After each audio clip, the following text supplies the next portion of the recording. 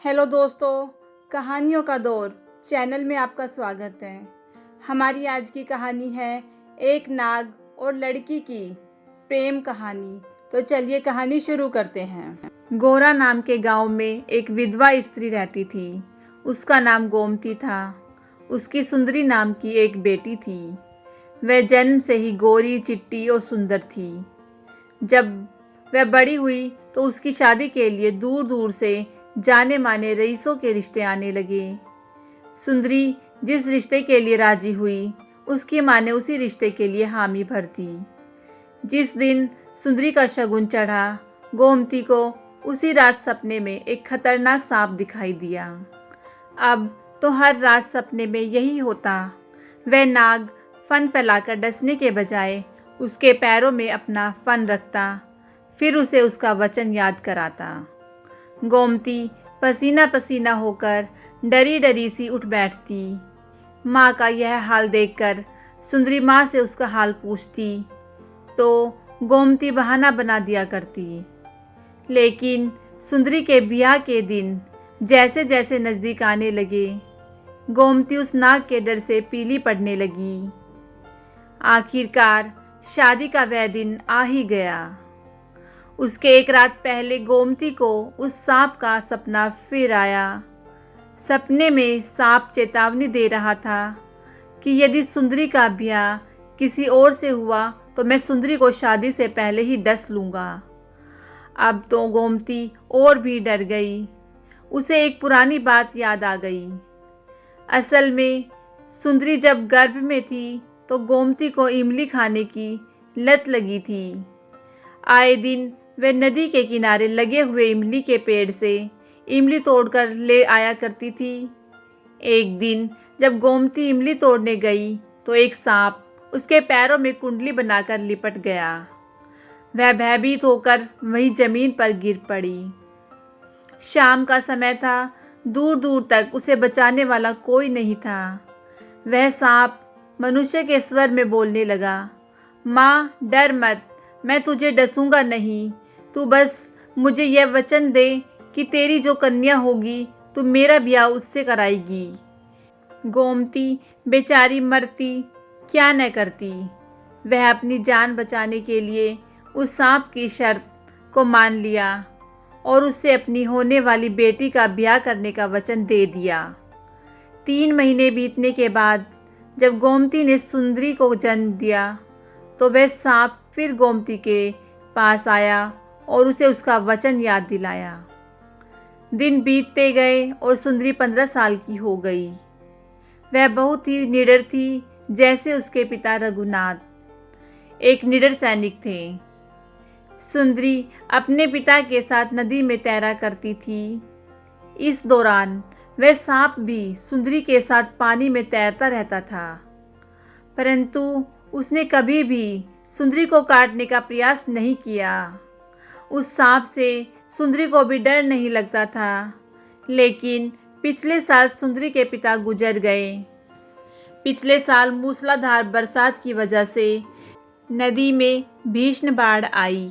उस बाढ़ में रघुनाथ ने कई लोगों की जान बचाई, किंतु खुद प्रचंड नदी के प्रभाव में समा गए। गांव वाले रघुनाथ के उस परोपकार को नहीं भूले थे। सब उसकी बेटी की शादी में बढ़ चढ़कर हाथ बटाने की होड़ में लगे हुए थे। रघुनाथ के न रहने पर गोमती ने नदी किनारे के खेत की देखभाल गांव के दूसरे किसान को दे रखे थे। वह स्वयं ना तो कभी उधर जाती थी और ना ही सुंदरी को जाने देती थी। उनके खेतों और बगीचों की फसल की आमदनी आधी रह गई थी। फिर भी वह सुंदरी के हाथ पीले करने के लिए एक एक पैसा बचा कर रखती।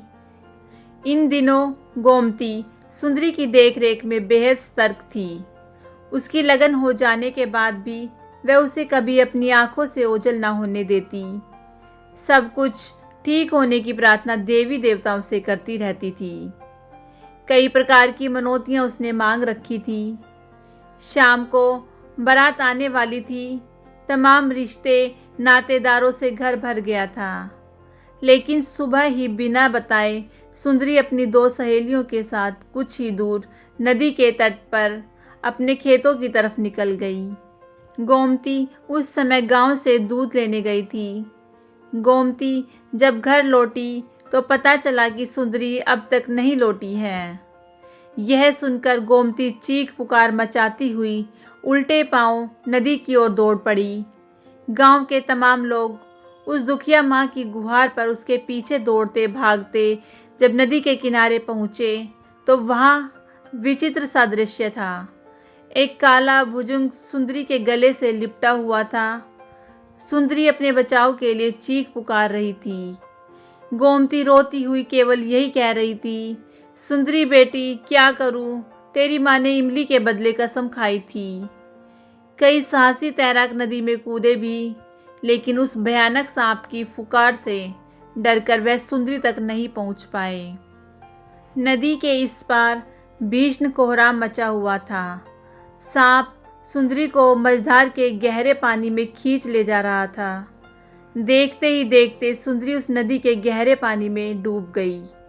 लेकिन अचानक एक सुंदर सा लड़का सुंदरी को पानी से खींचकर बाहर ले आया।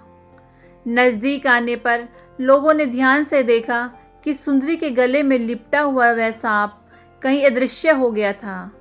घाट पर पहुंचते ही कुछ लोग सुंदरी को होश में लाने का उपचार करने लगे। कुछ लोग हैरान थे कि वह अजनबी युवक कौन था, उस गहरे पानी में अचानक वह कहाँ से आया। किसी ने भी उसे नदी में कूदते नहीं देखा। लोगों ने गोमती को उठाया, जो कि बेहोश होकर जमीन में गिर गई थी। उसे बताया कि सुंदरी जिंदा है। गोमती को होश आया। वह दौड़कर सुंदरी के पास गई और सुंदरी को झकझोरने लगी। सुंदरी को होश में लाने लगी। सुंदरी भी अब होश में आ गई। तब गांव वालों ने गांव की कुलदेवी का जयकारा करने लगे। सुंदरी की जान बचाने वाले युवक को कुछ नौजवानों ने अपने कंधे में बैठा लिया और उसका जय जयकार करने लगे। हालांकि उस युवक को देखकर सभी हैरान थे। वह एक अजनबी युवक था जो अचानक नदी में सुंदरी को बचाते हुए बाहर आया था। लोगों ने उससे पूछा कि तुम कौन हो? तब उस युवक ने गांव वालों को बताया कि मैं एक तपस्वी के श्राप से सांप के रूप में बन गया था।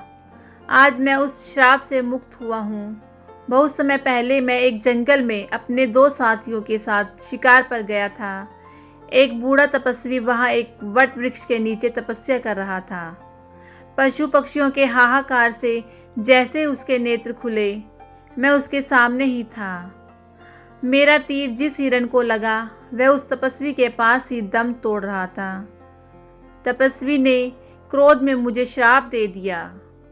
उस तपस्वी ने कहा कि मैं बेजुबान प्राणियों का वध कर रहा हूँ, जबकि प्रकृति ने खाने के लिए फल, फूल, साग, सब्जी और अनाज के भंडार दिए हैं। उस तपस्वी ने मुझे मानव का सबसे बड़ा कलंक कहा। मैं उस तपस्वी के पैरों में गिर गया और क्षमा याचना करने लगा। तब उन्होंने श्राप से मुक्त होने के लिए मुझे उपाय बताया कि मेरी पूर्व पत्नी जब एक युवती के रूप में मेरे पास आएगी और मैं उसे जैसे ही स्पर्श करूंगा, मैं श्राप मुक्त हो जाऊंगा।